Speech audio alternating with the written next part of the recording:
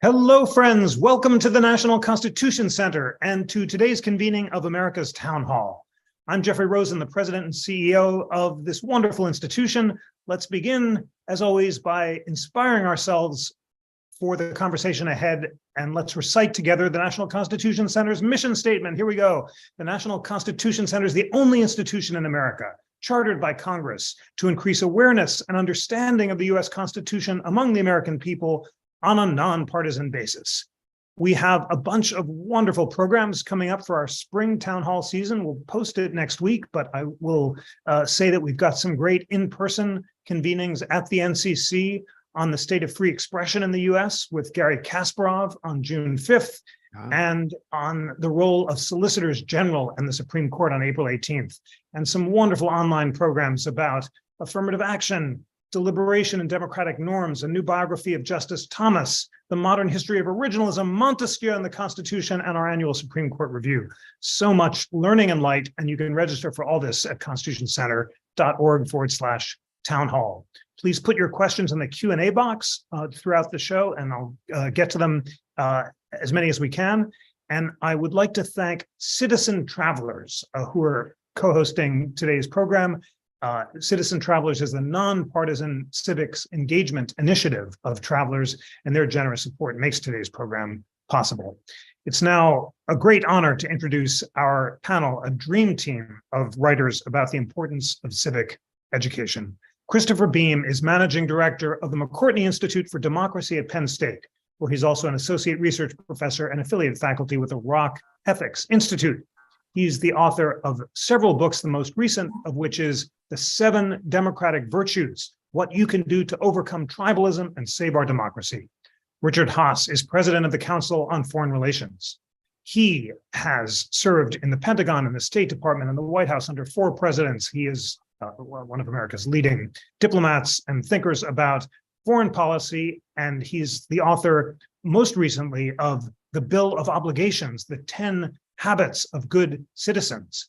And Lorraine Pangle is professor of government and co-director of the Thomas Jefferson Study for the Center of Core Texts and Ideas at the University of Texas at Austin. She is the author of many books, including most recently Reason and Character, the Moral Foundations of Aristotelian Political Philosophy. Thank you and welcome, Christopher Beem, Richard Haass, and Lorraine Pangle. Richard Haass, I'll start with you. You had a remarkable career as a thinker about foreign policy, and you've chosen to write this extremely well-received book about civic education and civic virtue, the Bill of Obligations. Tell us why you chose to write about civic education and how you chose the 10 Habits of Good Citizens. First of all, Jeffrey, thank you for this, for all that you and your colleagues do at the center. And it's a real pleasure. It's an honor to be with 2 real authorities in the field. So I look forward to the conversation.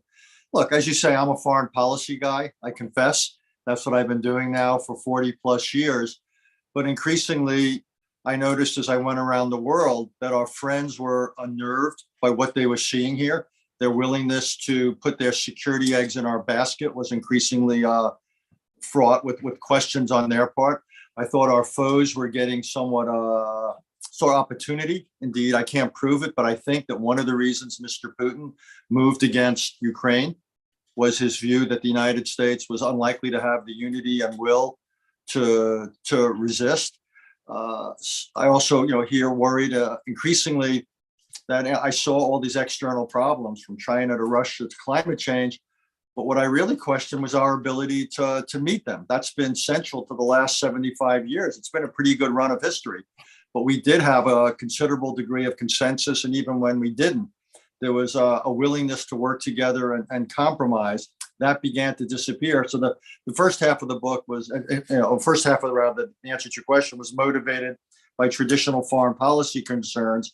Almost our domestic troubles were beginning to undermine our ability to conduct a foreign policy. And then increasingly, I simply worried about it for the future of American democracy.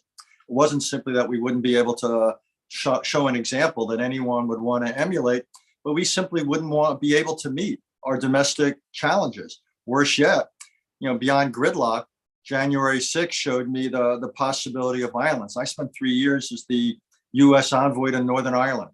We're just marking this year the 25th anniversary of the Good Friday Agreement. that ended 3 decades of violence known as the Troubles. I've come away thinking an American version of the Troubles, as dystopian as it sounds, Jeffrey, is not inconceivable. So I worry about gridlock. I now worry about politically inspired violence. And my own view is that preoccupation with rights alone, which is so central to America, to the American democratic way of thinking, it's obviously our unfinished work, as Lincoln put it. But even if we finished it, it wouldn't be enough. Rights inevitably collide. So we need to think of citizenship as a coin with rights on one side, but obligations on the other. Obligations everybody in this call has to one another, obligations we all have to this country of ours. So I just thought really hard about what, I read widely, educated myself, and just thought and walked a lot in Central Park about what I thought a good citizen needed to think about. And it was everything from being informed and being involved. The most basics, Jefferson's idea of an informed citizenry, Reagan's idea of informed patriotism, to being involved, Kennedy's ideas of putting country before person or party. I thought a lot about behaviors, which I expect my colleagues have both written about, that almost fall under the rubric of character and virtue. Things like civility, rejection of violence, openness to compromise, adherence to norms, and so forth. And then I thought hard about a couple of policy issues, things like making civics central to our education, requiring it in high schools and colleges, incentivizing public service, and how do we then enlist Americans of all sorts to advocate for that? For example, the people who give sermons in religious institutions, they should be talking, of all people, about the common good. That is based in scripture. We are our brothers and our sisters' keeper. So I looked basically around American society for inspiration, and 10 was a pretty good number. I figured it worked for Moses and it worked for our founders. So significant and striking that you were moved to write the book out of foreign policy concerns. Of course, the founders shared those, and that you got your list of 10 virtues, both from recent presidents like Kennedy and Reagan, and also from American history. Very, very powerful indeed. Christopher Beem, you've written your important new book about the nature of virtue, that you call them the 7 democratic virtues, and you list them, and they include humility, honesty, consistency, courage, temperance, charity, faith, and hope. How did you choose those 7 virtues, and why do you think it's important for citizens to practice them? Well, I mean, the impetus for my book is not very far away from Richard's. I would go around and we do outside events, or people would find out what I did for a living, and they would, I would hear this question a lot: what can I do? What can I do about where things are and where they're going? And I just was never really very satisfied with my answer, and I thought it was a completely fair question. And so I went and thought about it, and most people have heard of the 7 deadly sins. Not too many people have heard of the 7 angelic virtues, but which may say something, but that's where I got the number 7. And so I know enough about Aristotle and Thomas Aquinas to be dangerous, but I really felt like what I needed to do was take those classic accounts of virtue and apply them to the specific setting of a democracy, and then excuse me, the specific setting of where we find ourselves now. And Richard mentioned January 6th, that's what I start with. I mean, I don't know that you can understate what a dramatic and terrifying event that was. And despite the efforts of some to do so, I mean, I think that's crazy. This is something that's never happened in our history. And the other thing he mentioned was Northern Ireland. And I talk about that too, that, when you have a society that is riven down the middle, and every dimension of our identity lines up on one side or the other, that is a recipe for civil war. Now, I'm not saying that that's where we're going, but that we're going to inevitably get there. But I would say that the condition in which we find ourselves is dangerous, and it requires us as people who care about democracy, want to sustain democracy, to think about, what is my role here? What can I do? And so the virtues just kind of came pretty directly from that thought. And like I say, once I started down the road, Aristotle and Thomas had pretty much told me what I needed to talk about. So that's where we are. So interesting that you look to Aristotle and Thomas, as well as, like Richard, January 6th, and that the virtues you chose have similarities. Professor Pangle, you've written this important book about Aristotle and character and about Ben Franklin and education. And Franklin, of course, looked to the classic sources, including Aristotle, Cicero, Seneca, and Epictetus, as well as Enlightenment sources, and came up with a list of 12 virtues that he later increased to 13 by adding humility, that people should practice to achieve moral perfection. And they included both the classical Aristotelian virtues like courage, justice, prudence, and temperance, but also other virtues that he added like industry and order. Tell us, and it's a big and interesting question, how Aristotle, or rather how Franklin chose his 12 or 13 virtues, which seem mostly classically inflicted, and what the influence of Aristotelian thinking was on the founders.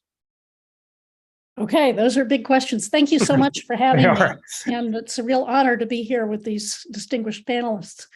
My interest in education and character goes back a long way. I wrote a senior essay in college on Thomas Jefferson and his views on education for a republic.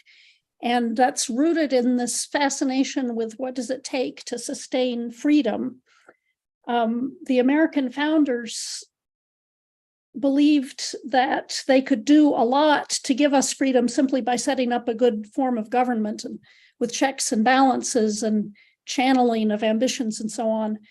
And there was among some very hopeful Enlightenment thinkers the idea that that's all we need and people then can do what they want. The founders were wise enough, and Franklin and Jefferson and Washington, all among them, to realize that that's not enough. And so in my first book, The Learning of Liberty, the educational ideas of the American founders, I talk about all of them and the ways that they tried to shape American character and to develop an American version of classical virtues that we need. So Franklin is an interesting example of that because in a certain way, he's talking about the same virtues that Plato and Aristotle and Xenophon did. He read Xenophon and said he learned a huge amount from Xenophon's memorabilia, his recollections of Socrates, and put those lessons to work. And so the qualities of character that the ancients taught we need, not just to do our duties, not just because society needs them from us, but in order to have thriving lives, are things that Franklin adapted to a democratic polity, a polity that was based on the working man. So we've got industry and honesty coming to the fore as important things that Aristotle didn't focus on as much, but the goal is quite similar: to live rich lives in rich connection with other people, understanding the virtues as not either just doing your duty and meeting the law, or as often is the case today, we think of virtues as policy positions, taking a stand on social justice and so on, but things that are rooted in character and long habit and practice. And Franklin shows us in his autobiography how he tried to put that to practice in his own life.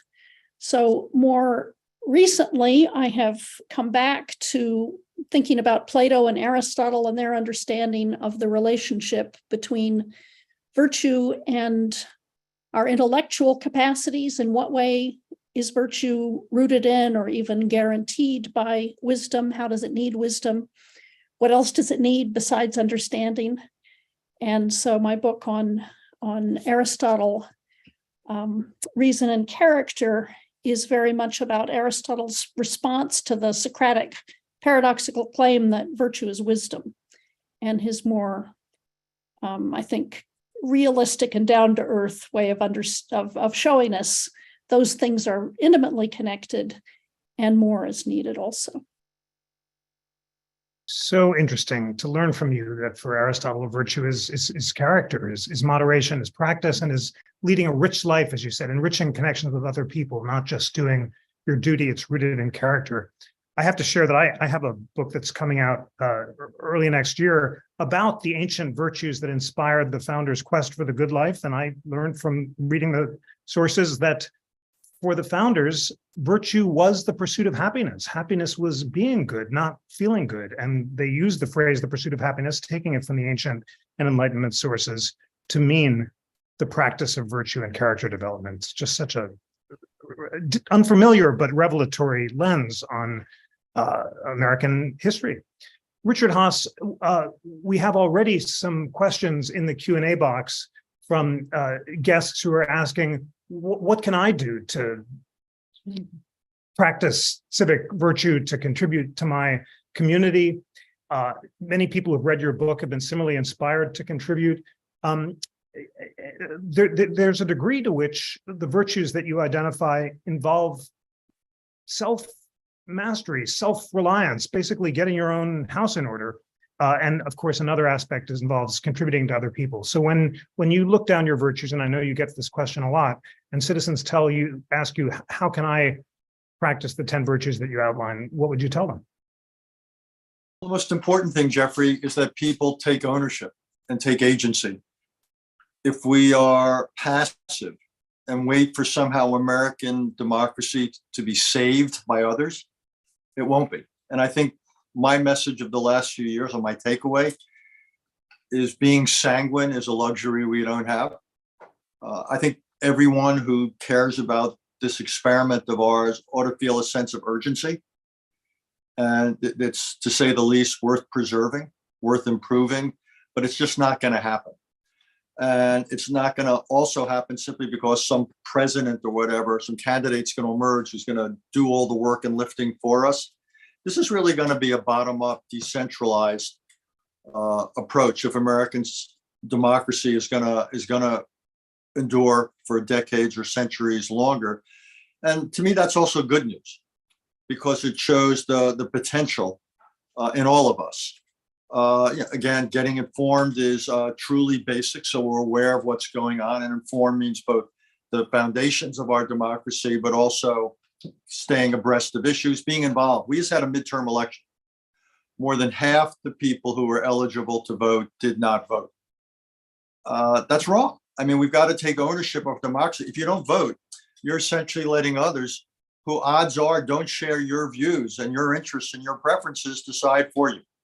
So it seems to me every citizen has the obligation to get informed and then to get involved. So that's one thing. I think religious leaders, even though support for involvement in religion's fallen off, we're still very much a religious people. We go to church, we go to synagogue, we go to mosques. Okay, well, the people who give the sermons, as I always say, their job is not just to comfort the afflicted, it's to afflict the comfortable.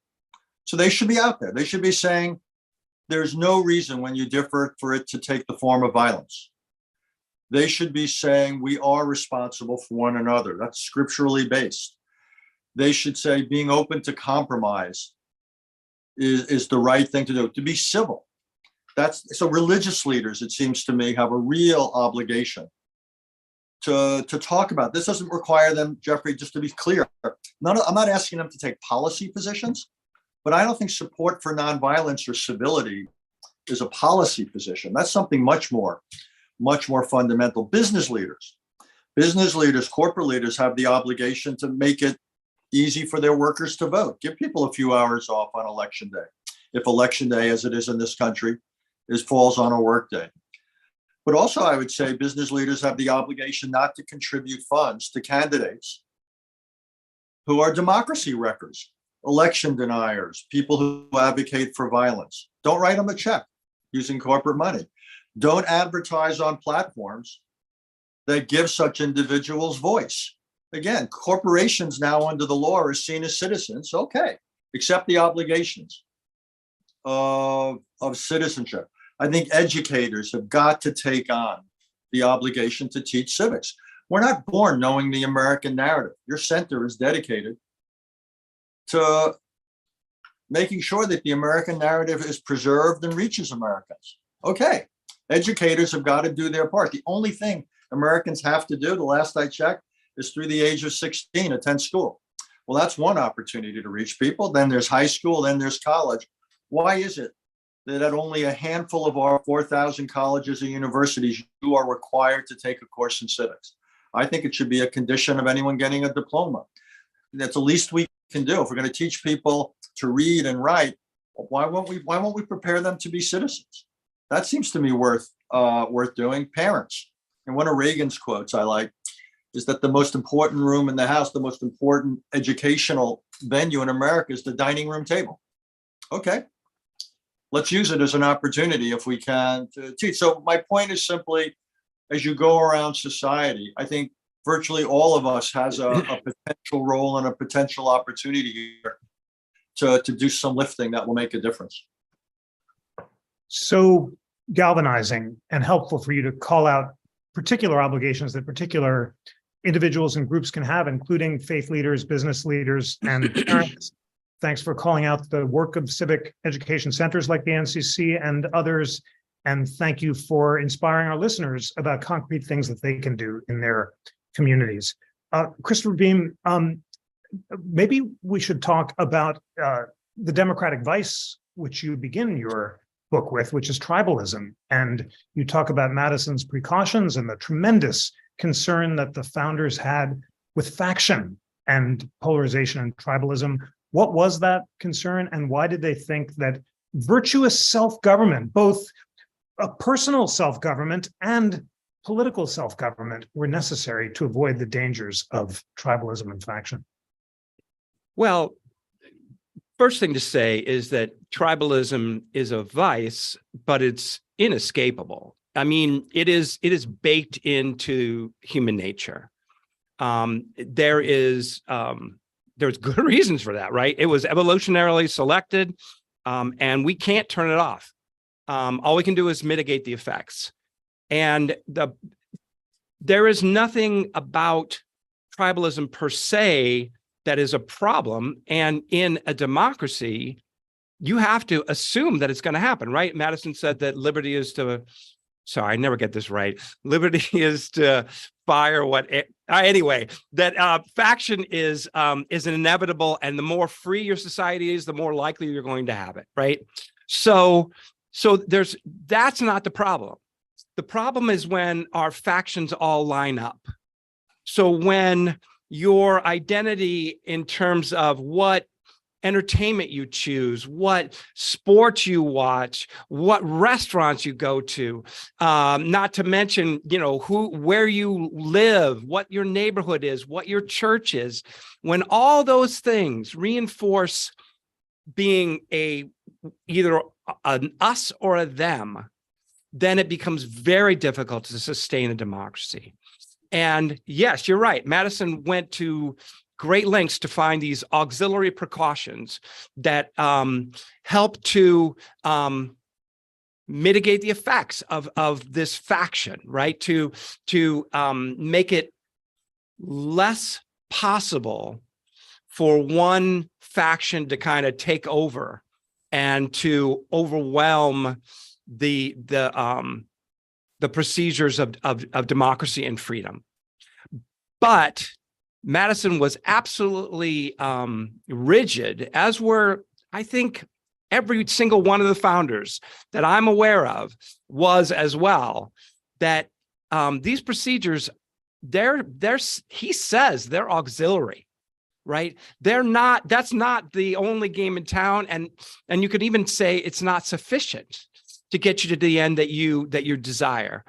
And every one of them look to some concept of virtue as a way of ensuring this experiment. And Madison, outside of the Federalist Papers, said that, if we don't have a virtuous society, we're in big trouble. And I think it is worth just admitting that this is hard, right? That democracy asks us to do things that are difficult, if not even kind of unnatural, right? To listen to someone say something that you not only disagree with, but something that goes to the core of your identity, and just accept their ability, their right to say it, and to listen to them with something approaching an open mind. That is very difficult to do. And if we, and what Richard said, I completely agree with. The idea that we can,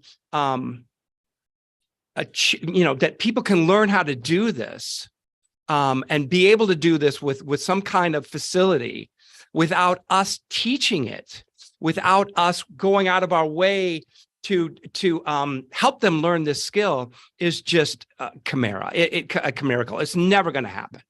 And I think that our generation has really failed the students who've come up in the last 20 years. We just decided that teaching people about the realities of political behavior was too problematic, was too troublesome. And so we just decided that civics, when we have it, is about, well, here's the three branches of government, and this is a pocket veto. And that was it, right? And so I completely agree that that job one for people who understand virtue to be a necessary component of a successful, thriving democracy is to find a format for the teaching of virtue that can sustain, that can transcend this polarization, and that can move us towards the kind of training that all Americans need. Thank you so much for that. Professor Pangle, let's talk about the teaching of virtue through the lens of Aristotle. Aristotle famously defined happiness as virtue itself, an activity of soul in conformity with excellence, he said in the Nicomachean Ethics. And that's important because for the founders, that Aristotelian definition was the meaning of the pursuit of happiness. Tell us about what eudaimonia meant to Aristotle. It's hard to translate, but it might be rendered as human flourishing, a purpose-driven life, or being your best self, and how Aristotle thought it should be taught, in particular through character education that would teach us to use our powers of reason to moderate our unreasonable passions or emotions so we could achieve the golden mean that would allow us to be our best self and serve others. Do I have that basically right? And help us understand the Aristotelian conception of character education and happiness. Yes, good. So eudaimonia, I think, is most simply translated as happiness. And Aristotle makes the provocative, but I think powerful claim that happiness consists in activity. Happiness is a matter of living well and doing the most with what we're given in life. And that what's most satisfying in the big picture, in the long run, is meaningful activity that is done well for a bigger purpose. It could be making the country better. It could be raising a family well. It could be advancing knowledge, but that it's something that expands us beyond our narrow selves. And he argues that this takes extensive education. He makes the claim that virtue is the perfection of nature. It's rooted in nature. It's rooted in the capacities that nature gives us. and the things that are naturally fulfilling. And yet it doesn't come naturally. It's one of the things that we have to work the hardest at to perfect. So it has an intimate relationship with wisdom and understanding. But before you get to that, what's even more important is an education of the heart that has to begin in childhood. It involves good models, having your parents exemplify the virtues that are important and habituating you first to practice them and then eventually to see how satisfying it is to have these qualities and these habits that become part of your character. In childhood, the classical authors all argue it's extremely important to have the right stories, the right songs, the right music, the right appeals to patriotism, the right heroes to admire. And this is something that we need to do more of in our schools. Our civic education in our schools, it's too technical, and there's much too much focusing on everything that's wrong with America rather than on the ideal that we've been working towards and the heroes who have worked towards it well that should inspire our love. If we don't love our country, then we're never going to be good citizens. And so this has got to be at the heart of good education. And then building on those things comes a careful understanding of the mind through reading good books, through reading classics, through reading things carefully and debating them and seeing the great debates that have gone on between great minds, and becoming thoughtful about what the virtues are. For citizenship, the central virtue is justice. Understanding how important justice is, understanding why it matters to each of us, understanding the different forms of fairness that are involved in justice, but above all, understanding that justice is the common good. Aristotle keeps coming back to that idea. So in our democracy, we're all prone to campaigning for one or another view of what justice is against one another and viewing each other as enemies. Aristotle would say that's exactly the wrong approach. We need to keep bringing each other and ourselves and our children and our students back to the question, what's good for the whole country? And as citizens, then we need to learn to choose the people we vote for, especially on the basis not of their policy positions, but their character and their commitment to the common good of the whole country. We've gotten away from that. We've gotten away from that, indeed. Richard Haass, as Lorraine Pangle says, character education, defined as she just defined it so eloquently, as education of the heart, as reading great debates, reading great minds, listening to songs and music and so forth, used to be a central part of public school curriculum from the founding through at least the 1950s, but it seems to have fallen out of the curriculum in the second half of the 20th century. Do you agree with Lorraine Pangle or not that that kind of character education is a good way to teach virtue? And at a time when that's unfashionable, how do you think that schools and parents and Americans can cultivate these habits of virtue that she has identified?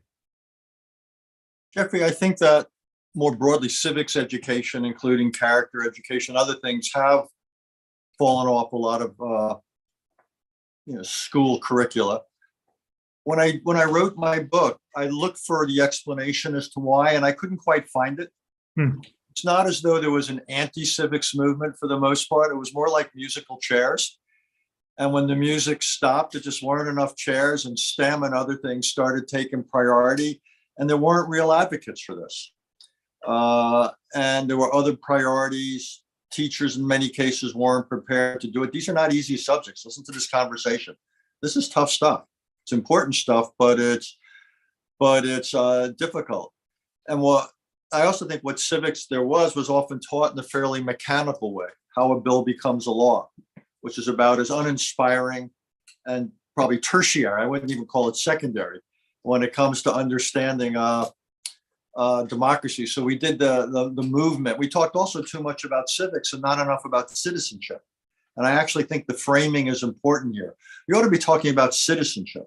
What goes into making a good citizen, of which this thing of character is so important. You know, listening to Lorraine and Christopher, you know, reminds me that you know, the founders put so much faith in checks and balances and the rest, but you realize how character is central, and they obviously thought about it.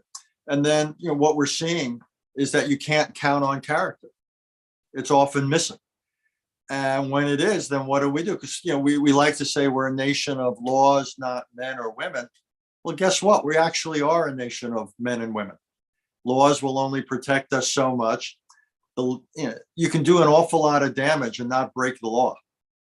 And I think that's where all this I think really becomes central to the conversation. So sure, you know, when I'm thinking about what I do next, one of the things will be to put together a civics education for high school and college students. And it's got to have some history to it. It's got to have the workings of government. I think information literacy has to be part of it. How in this environment in which we're flooded with information, how do we know a fact when we see one, and how do we know something that purports to be a fact but isn't? How do we discern that?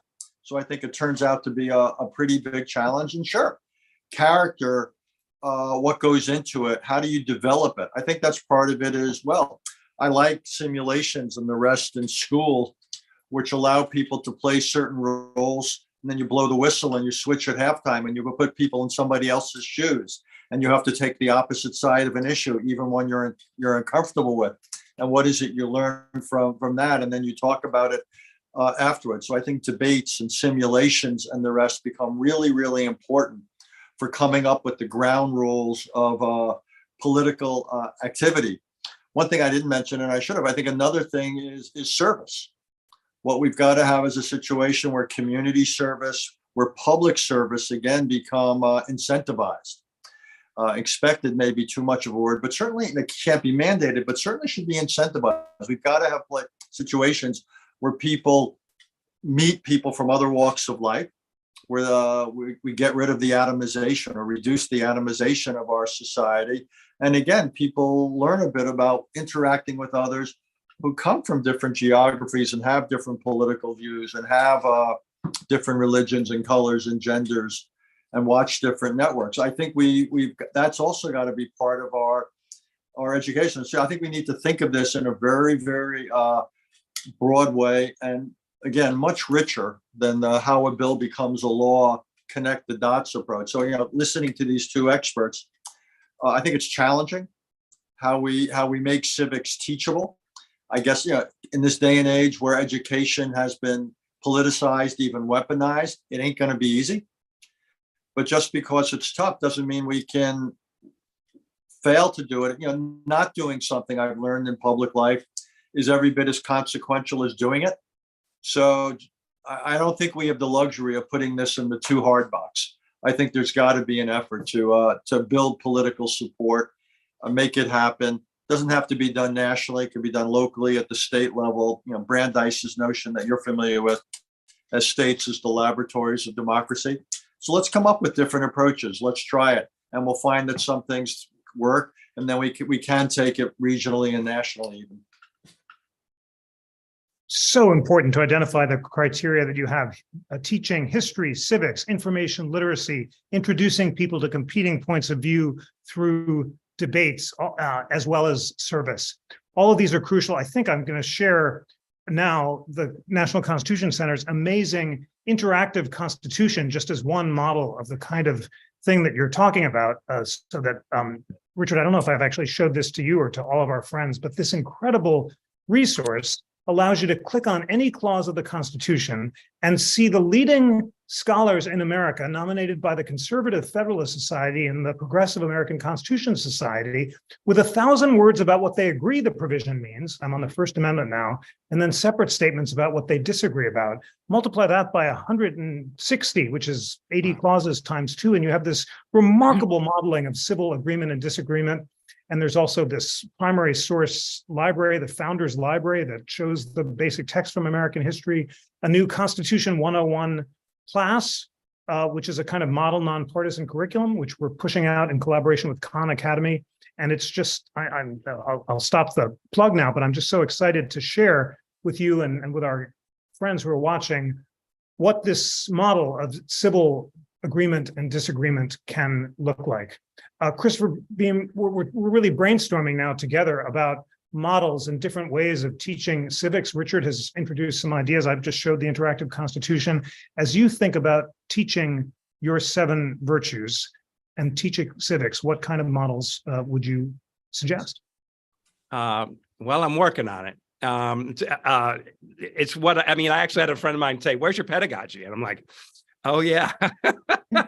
So no, I do think that is the important question. And I actually really resonate with what Lorraine was saying. I think we have to appreciate the fact that when we're talking about ethics, it is not enough to just talk about them as an academic subject. We have to connect to people emotionally. And so I do think that is about telling stories. And telling stories, I mean, you know, it's not like there's examples of politicians and others behaving virtuously that are just all over the place. They're really kind of pretty hard to find. And as I've said on many occasions, Profiles in Courage is a really thin book. So it's not easy to find those examples, but they're out there. And actually, Richard's book has a number of examples. The friendship between Antonin Scalia and Ruth Bader Ginsburg, I think, is really important as a model. These are people who, you know, disagreed about the color of the sky, but they respected each other, they liked each other, and they recognized that disagreement doesn't make you a bad person. It doesn't make, I mean, it doesn't make you an idiot, and it doesn't make you un-American. It doesn't make you, insufficiently religious or anything else. It just means you would disagree. And so being able to separate out the person from the point of view is something that we are really bad at. And so we need to come up with a better way of modeling that, right? And so the other example that I point to is John McCain. When he was running for president, there's a woman who said, called Obama a Muslim, and he said, no, ma'am, that's not correct. He's a good, I don't even remember exactly what he said, but his argument was, look, there's nothing wrong with Obama. It's just that I disagree with him, and I think I would be a better president than he would. But he's not lying. He's not evil. He's not malicious. He just has a different point of view. And so my argument is that if you can present people with these actions, these virtues in action, present these virtues in action, then that's the way students can learn what they mean. It's not enough just to talk about them. We can talk about them pretty easily, but seeing people who are willing to what Richard calls it, putting the country first. That's what John McCain did, right? It would have been much easier and probably more in his interest to just say, just to not engage the point at all and just to move on and answer the question. But he did not do that. And because he didn't, that's something that all of us ought to recognize as heroic and to laud it, to try to encourage it. And that is what I would want to ground a virtue pedagogy. These are the kind of virtues that all of us need to, even if we can't live up to them, we need to acknowledge them and understand that that is what we're all shooting for. Ruth Bader Ginsburg and Antonin Scalia, John McCain and Joe Biden, you're so right that modeling those kind of bipartisan friendships can be such a powerful way of teaching the habits of disagreeing without being disagreeable and civic virtue. Lorraine Pangle, you've written definitively about the founders' views on education, including separately Jefferson, Franklin, and many others. Washington thought the solution to faction was a national university that would gather students from across the country to set aside their partisan and regional differences, and so that they could converge around common principles, including the science of government and learn habits of civil dialogue. Tell us about the founders had different views, but tell us about that idea of a national university as a model for teaching civics, and what we can learn from the other founders about how to teach civics. So I wish Washington had succeeded in establishing a national university as an honorable place where people who aspire to lead the nation could come together and learn from each other.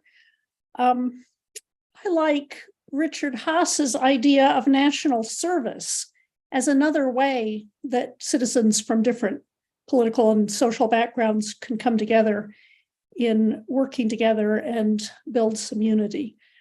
Washington was, he was also interesting in the way he understood the American army to be a unifying force of that kind. And he gave a lot of thought to the importance of democratic honor as well as courage in connection with the army. And I think that that's something that we especially need now, is to honor courage and to demand honor and honorableness of our police forces in particular. And he's very, he was leading a democratic army. You can't force people to do things in a democracy the way you can in other political regimes. He talks about the importance of paying people enough, recognizing them enough, that you build up in them the spirit of honor that's a kind of bridge between a simply intrinsic sense of virtue and a concern for your standing in the community and your recognition. He knows you can't count simply on most people's virtue, but if we honor the right things, if we create the right ethos in an army, in a police force, in a country, then honor can be a really important factor. Honor is tricky. It's one of the hardest things, I think, for a democracy to sustain. And if I could go back to your back and forth with Richard Haass about what went wrong for us, why is it that we got away from this teaching of civic virtue as we once did? I think our own spirit of democracy, our love of equality, our discomfort with saying anybody's any better than anybody else, our extreme sensitivity to criticism, and piled on top of all of that, the relativism that took over in the American Academy starting in the 1960s, I think have made it very hard for us to talk about virtue and vice as anything real and common. There's been in the Academy, I've noticed it around me, there's been a real movement away from that relativism. People need meaning and causes to believe in. And it was always shallow, but I think now there's been a resurgence of concern with social causes. And that's something that we need to educate, because it's quite narrow and it's not grounded in a deep understanding either of our country or of human nature. So, and this is to go back again to Washington, I think there was an awareness we need to cultivate democratic versions of the important virtues, the simply humanly important virtues. And because of our extreme love of equality, we need to lean in first, I think, to the virtues of civility and kindness and gentleness and open-mindedness and humility and compassion. Some of the other virtues will be easier to teach if we begin with those. Powerfully said, and a strong diagnosis of some of the causes of our current vexations and possible solutions. Well, it's time for closing thoughts from each of you in this superbly rich discussion, and please end as you think best. But Richard Haass, I know that our audience would love to hear from you ways that they might follow the Bill of Obligations, in particular, promoting the common good and putting country first, respecting government service at a time when there is so much polarization, individualism, and partisanship. How concretely do you suggest restoring this focus on common ideals and the common good? And any other closing thoughts you'd like to offer? For public service, I'm struck, Jeffrey, by how much support there is for it. And to be clear, I'm not talking about mandating it. I'm not in favor of the draft for the military. The all-volunteer force is working fine. But we can incentivize it. We can incentivize public service. Look at what's going on in California. You have people being paid decent salaries for going out and working in designated areas. I can imagine employers, just like now they give certain advantages in hiring to veterans. I can imagine employers saying, hey, if you do 2 years or whatever of public service, we will take that into account when we make hiring decisions. I can imagine universities, when it comes to admissions, saying the same thing. This is really valuable experience and outside the classroom, and we really welcome it. So I think there's things we can and should do with public service. Another thing business, by the way, can do on public service along the list is just like universities will give people often a 2-year leave of absence to go work in government. Why doesn't business do the same thing?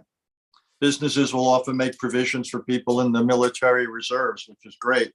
I'd love to see the leading corporations in Silicon Valley or the Fortune 100 or anywhere else say, okay, go work in state government or city government or federal government for 2 years. Your job will be waiting for you when you come back. You'll actually be better at your job because you've had this experience. But in the meantime, you can give something directly to government. So I think that would be a way that things can do it. Look, anyone who's involved in schools, as parents, if you're, whether it's, we've had all these bad stories about school board meetings, but school board meetings can also be wonderful venues. And alumni and parents can talk about, go to universities and say, why aren't we teaching this? Stanford, coming next winter, is going to require that every freshman, all 1,700 freshmen, take a winter module in civics. Okay. So other schools can and should do the same thing. I actually say, public education is in some ways the most important ladder in our society for mobility.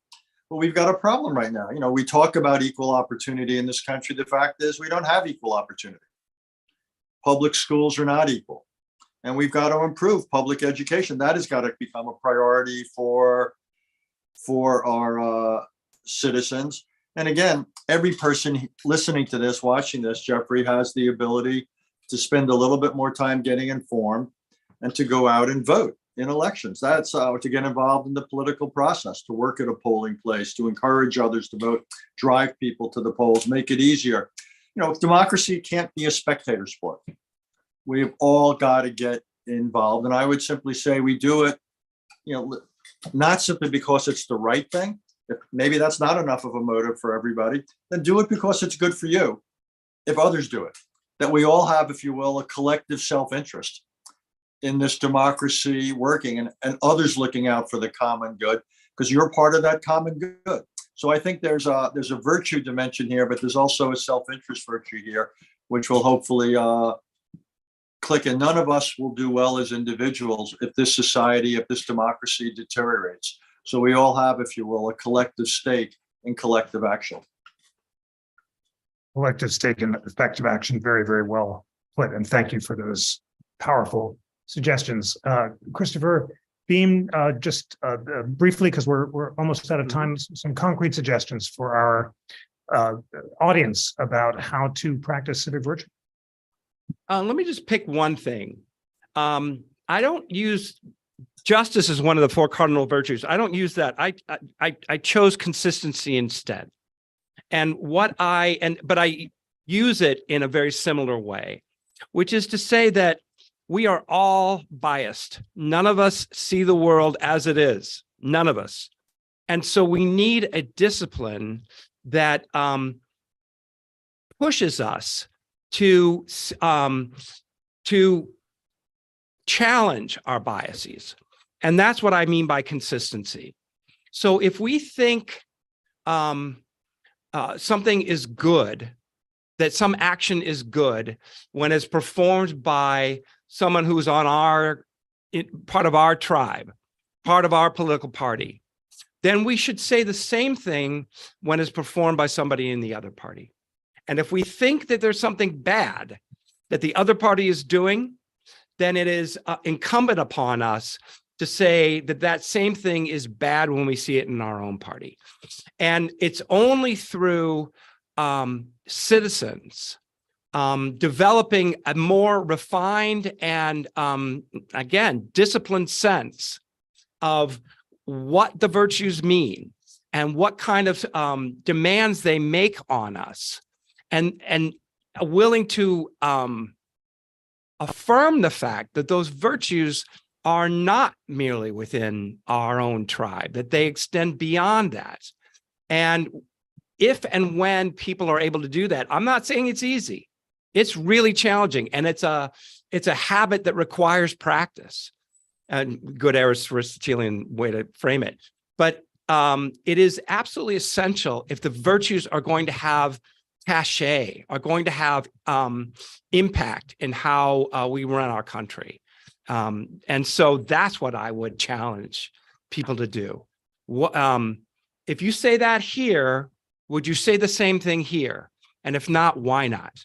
And if we can all do that, then I think our country is better off. Practice consistency, a very, very powerful suggestion about practicing virtue. Lorraine Pangle, last word in this wonderful discussion is to you. One concrete suggestion for how to practice civic virtue.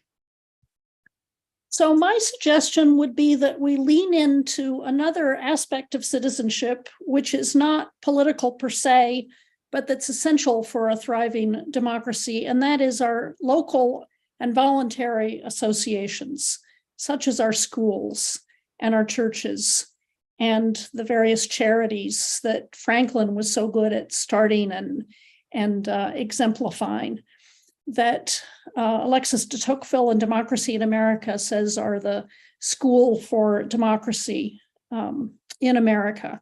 Jefferson talks about the importance of getting parents involved in local schools and running the schools as much as possible, as a way not only of training the children well and encouraging the parents to put energy into this and to take it seriously, but for the parents to actually learn the habits of self-government, the habits of compromise and give and take and civility and so on. And I think this could be extended by expanding charter schools where parents are often quite involved, where different small communities come together around different visions of what it means to live a rich life. And I think we should be encouraging everybody to understand that as citizens, it's important to have our individual freedom and to exercise our rights and to vote. But one of the most important ways to be citizens is to be part of a smaller community of meaning, where we not only exercise virtues, but find meaning in life in different ways in this pluralistic community.